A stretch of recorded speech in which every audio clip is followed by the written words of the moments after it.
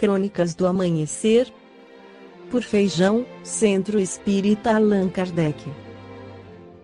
Balneário Gaivota, 3 de fevereiro de 2018.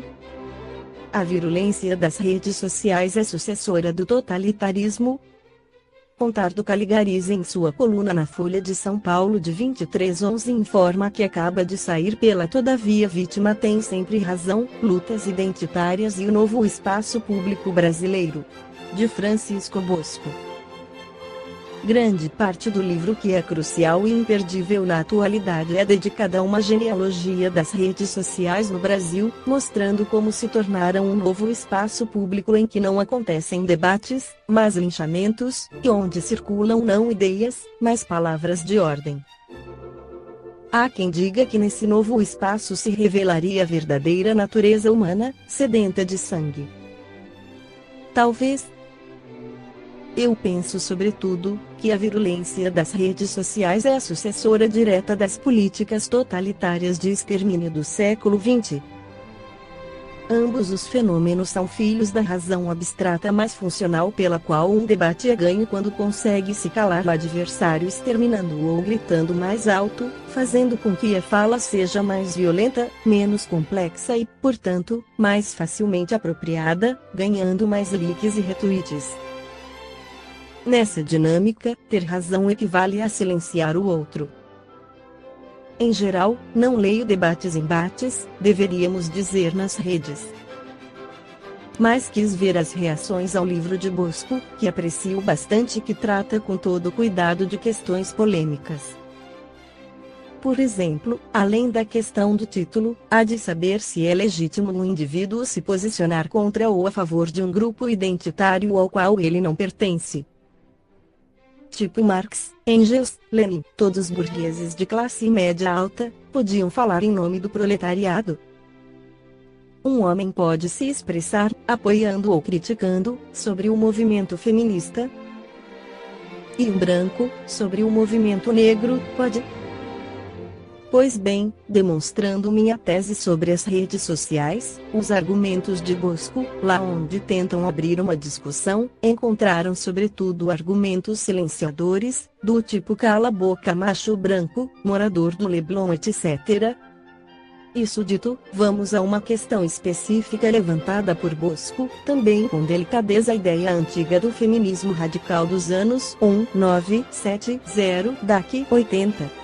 E especificamente de Andrea Dworkin, segundo a qual o relacionamento heterossexual conteria ou acarretaria uma dimensão de violência e estupro que lhe seria natural e, portanto, inevitável e intolerável. Desde aquela época, tenho duas objeções à ideia de Dworkin. A primeira é que, obviamente, sim, as relações sexuais heterossexuais ou não dificilmente evitam um erotismo da dominação e da submissão, tanto faz de quem por quem, aliás. Agora, esta é uma constatação empírica: quanto mais a dominação e submissão são jogos sexuais, menos elas se exercem fora do sexo. Ou seja, raramente os que brincam e gozam com algemas e chicotes são os mesmos que submetem e atormentam companheiras e companheiros fora do sexo. A segunda objeção consiste em aplicar a Dworkin a mesma crítica que a Santo Agostinho, embora pensem coisas diferentes. Começa assim: cada um é autorizado a viver como pode pela singularidade de sua história e de seu sofrimento. Dworkin pode renunciar a todo coito heterossexual, e Agostinho também. Eles que sabem. Bom para eles.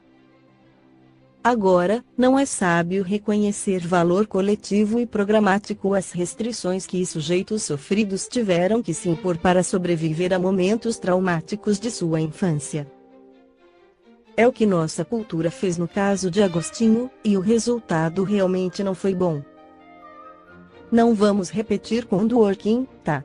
Sobre a virulência nas redes sociais e nas outras áreas, o Espiritismo tem a resposta do espírito Viana de Carvalho, pela psicografia de Divaldo Pereira Franco, no livro Atualidade do Pensamento Espírita, onde ele responde as seguintes perguntas: quais são os outros fatores responsáveis pelo aumento da violência, corrupção, criminalidade e prostituição, além da desigualdade social que sempre existiu e que também gera esses problemas?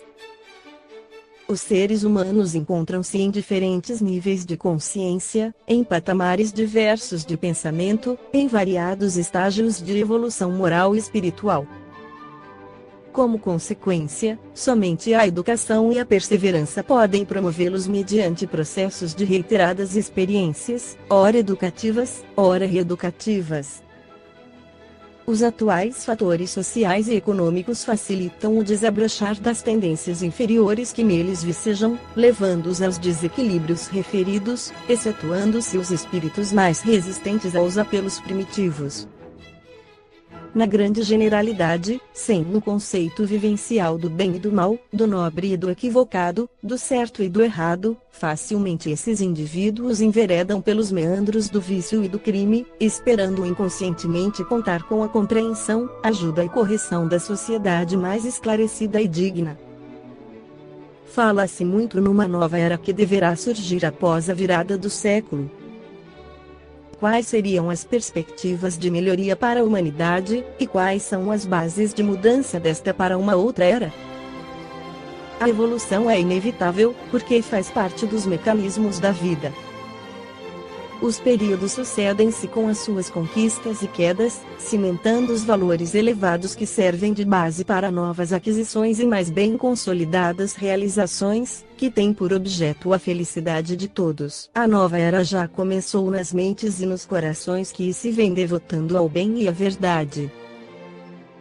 No entanto, graças a esse processo de evolução, o planeta Terra, qual ocorre com os demais, passa por diferente ciclo na escala dos mundos e avança para um estágio superior, conforme revelaram os espíritos elevados Allan Kardec.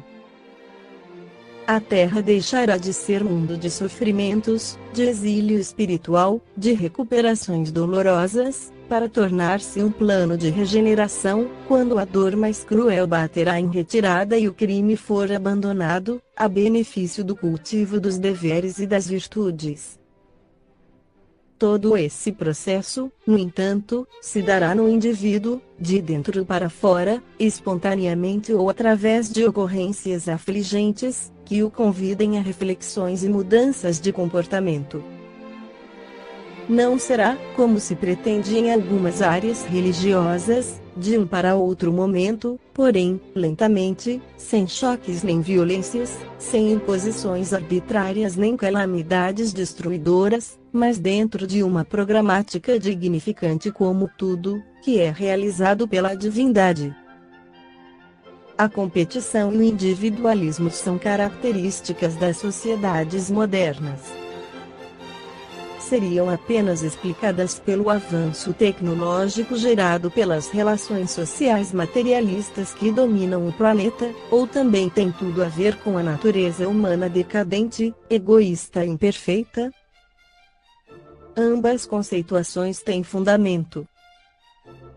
Porque o homem e a mulher ainda são predominantemente egoístas, a competitividade injustificável caracteriza-lhes a conduta, já que pensam apenas no momento transitório, olvidados da realidade da vida e da sua perenidade. Ademais, as propostas mercantilistas e hedonistas do prazer como fundamento da vida e única razão de se estar na Terra, fazem que os mesmos se atirem desastradamente uns contra os outros, quando poderiam avançar tranquilamente uns com os outros, ajudando-se e crescendo em harmonia. Lentamente ocorre no indivíduo um despertar para a valorização de si mesmo, para o auto-amor e, Por efeito, o amor aos demais, em cujo grupo se podem estabelecer os mecanismos da felicidade real e fecunda, quando todos compreenderem que felicidade a sós é transtorno esquizofrênico, a dois, apenas, constitui paixão consumidora, mas no grupo de ajuda e apoio, de fraternidade e afeto é manifestação divina. Elevada expressão de plenitude. Esta foi a crônica do amanhecer de 3 de fevereiro, por Feijão.